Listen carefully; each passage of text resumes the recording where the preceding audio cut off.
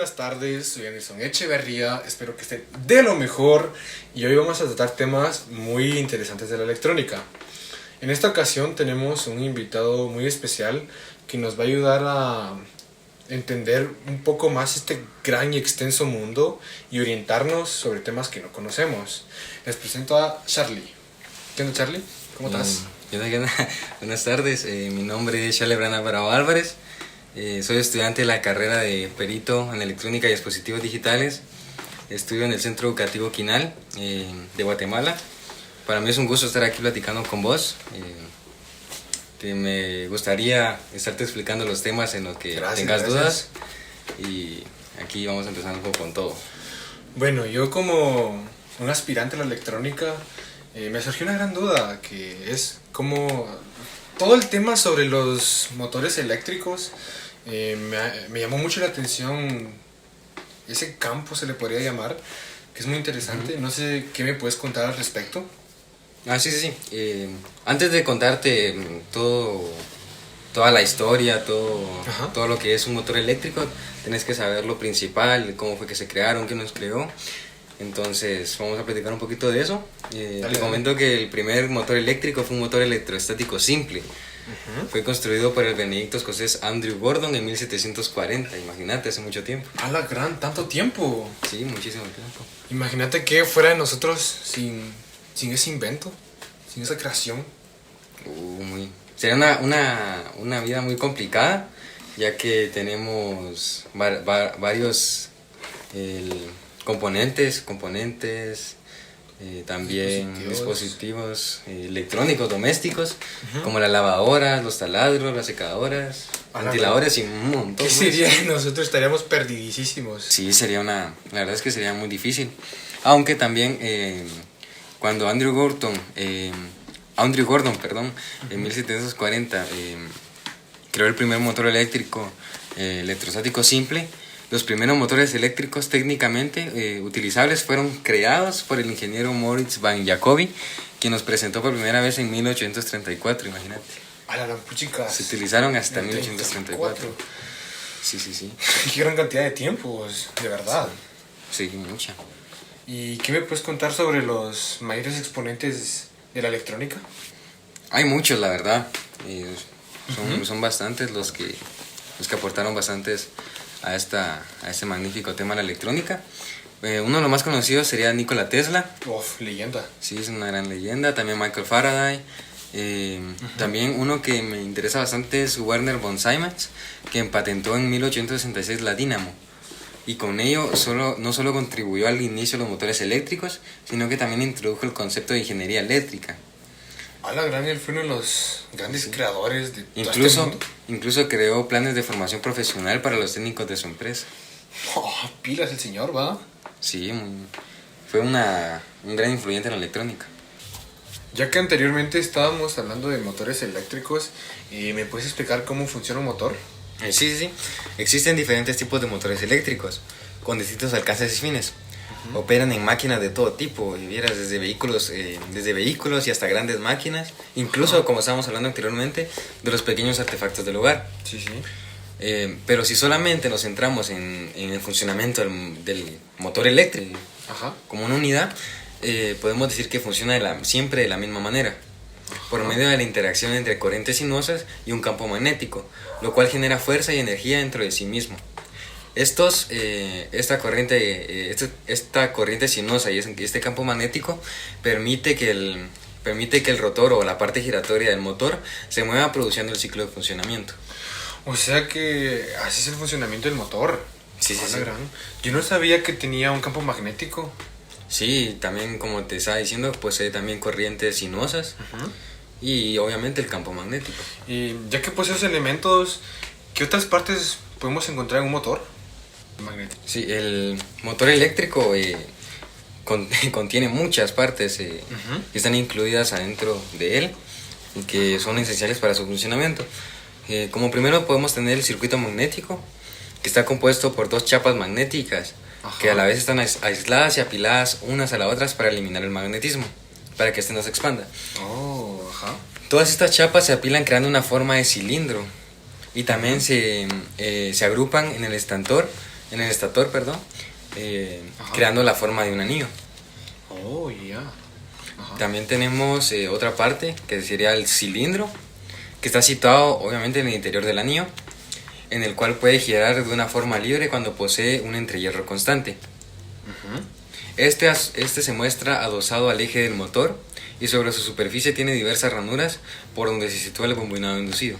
Oh, ya. Ajá.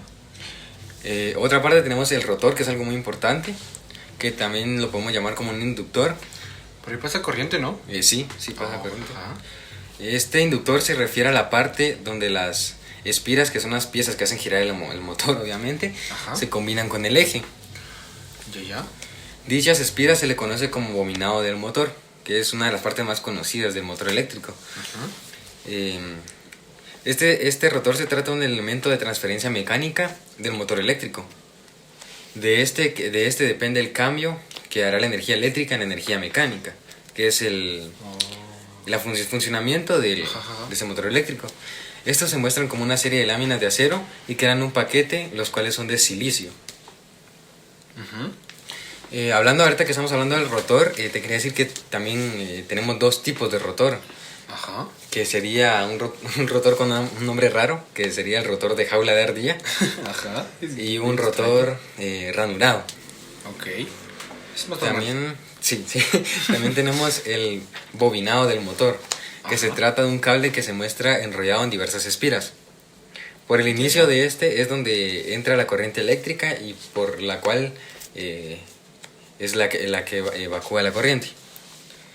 Tenemos la tapa, que se trata de aquellos elementos que sostienen los cascos de rodamientos y de los cojinetes, lo cual llega a soportar la acción del motor eléctrico. Esas tapas son las que hacen que no se separen. Sí, esa es la que la mantiene unida. También tenemos el estator, que es uno de los más conocidos, que también es llamado como inductor. Ahí pasa corriente, ¿no? Sí, es donde pasa corriente, es la función del inductor. Es la parte fija del rotor que cubre diversos imanes.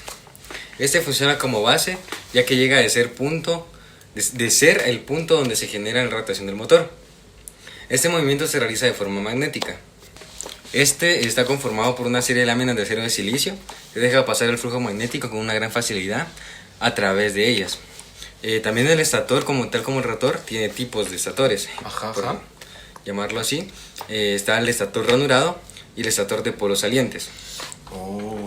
También, como otra parte del motor, tenemos la carcasa, que es la base donde está colocado el estator.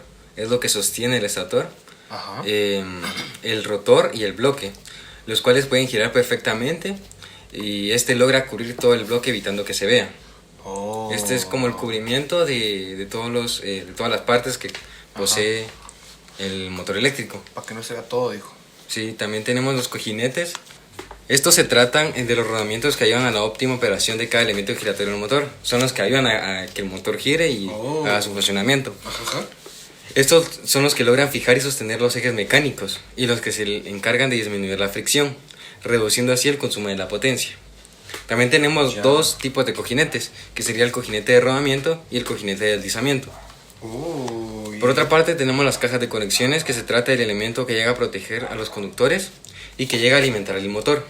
Es como la vida del motor, por decirlo así, donde lo protege de la operación mecánica y de cualquier elemento que pueda dañarlo.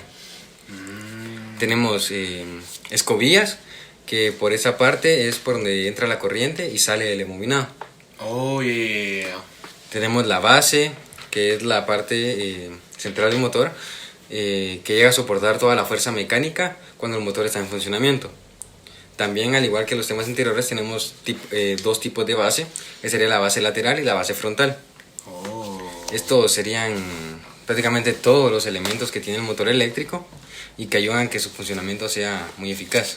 Sí, tiene bastantes partes los motores, ¿va? Sí, tiene muchísimas. Y cada una tiene una función muy importante para que funcione bien, porque imagínate no tuviera una u otra, no funcionaría o no tendría el estilo que tiene ahora. Sí, no funcionaría igual. Todo está hecho perfectamente para que el funcionamiento... ¿Qué características me podrías dar sobre los motores eléctricos? La verdad es que características, te podría decir que el motor eléctrico tiene sin fin de características y sería un poco Extenso. Extenso, así como decís, extenso, explicarlas todas en un momento. Entonces hice una pequeña lista, de las cuales son una de las más importantes para mí. Va, dale. Tengo aquí de que al igual de la potencia, su potencia y su tamaño y peso son más reducidos que un motor de combustión interna equivalente. Ajá. También tiene que se pueden construir de cualquier tamaño y forma, siempre que el voltaje lo permita. Tiene que ser un voltaje que permita cambiar el tamaño y la forma del motor. Tiene un par de giro elevado y según el tipo del motor prácticamente constante. Su rendimiento es muy elevado, típicamente en torno como al 75% más o menos, y aumentando a medida que aumenta ese porcentaje a medida que se incrementa la potencia de la máquina. Ya. Este tipo de motor no emite contaminantes, aunque en la generación de energía eléctrica la mayoría de las redes de suministro sí emiten contaminantes. Ya sabes cómo está la generación moderna. Sí. Pues también tenemos que en general no necesitan de refrigeración ni ventilación externa, ya que están autoventilados, ya que en su movimiento también generan cambios de temperatura. No necesita de cajas de cambios de más de una velocidad. Ajá. Esas serían las características que tendría. De lo que vamos a ver de los motores me he dado cuenta que existen varios tipos de motores, ¿no? ¿Me podrías decir cuáles son los que conoces? O los que hay, mejor dicho. Bueno, sí, también en este caso tendríamos los motores de corriente alterna, que serían de AC. Los motores de AC son altamente flexibles en muchas funciones, incluidos el control de velocidad, que son variadores de velocidad, por decirlo de una manera más entendible, y tienen una base instalada mucho más grande en comparación con los motores de corriente continua, que son otros modelos que veremos más adelante. Y yo hice también una pequeña lista, valga la redundancia, de unas ventajas que tienen estos motores, que sería la baja demanda de energía al inicio, o sea que no consumen mucha energía al inicio. Tiene una aceleración controlada.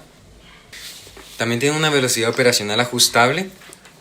Tienen corriente de arranque controlada, límite de par ajustable y reducción de las perturbaciones de la línea de alimentación.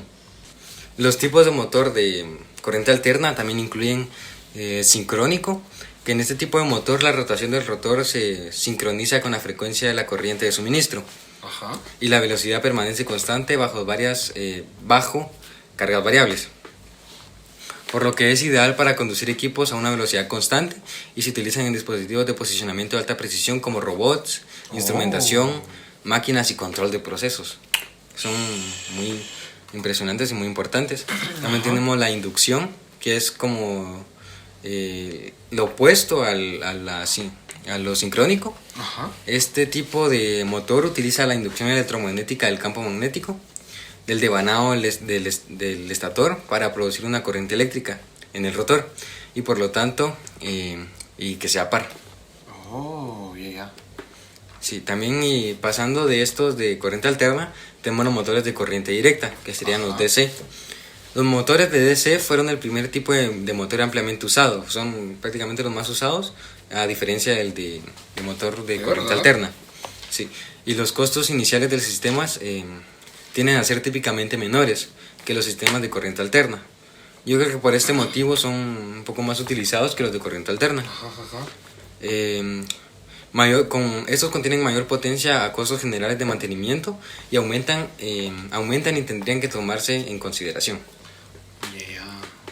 La velocidad de los motores de DC se pueden controlar variando la tensión de alimentación y están disponibles en una amplia gama de voltajes. Esto los puedo usar para bastantes voltajes. Sin embargo, los más populares que nosotros usamos, que se usan en electrónica, serían los de 12 voltios y 24 voltios. También hice una lista de ventajas que es muy corta, no es mucho, para estos motores, que es una fácil instalación, es muy fácil de utilizar, el control de velocidad en un amplio rango, tienen un inicio eficaz y muy rápido, parada, inversión y aceleración, tienen alto par de arranque, tienen también una curva de par lineal de velocidad. Los motores de corriente continua son ampliamente utilizados y se pueden usar desde herramientas y electrodomésticos pequeños, como estamos viendo desde vehículos, ascensores y montacargas. O sea que los motores que miramos en ascensores son de corriente directa. Sí.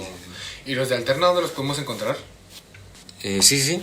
Como sabemos que la característica más importante de los motores universales de corriente alterna es que tienen una velocidad de rotación muy alta, lo que los hace útiles en una amplia gama de aplicaciones, como mecanismo de tracción ferroviaria, ingeniería de alta potencia y máquinas de perforación comerciales, industriales y también en unos instrumentos domésticos como recipientes de cocina, aspiradoras, secadoras y recortadores.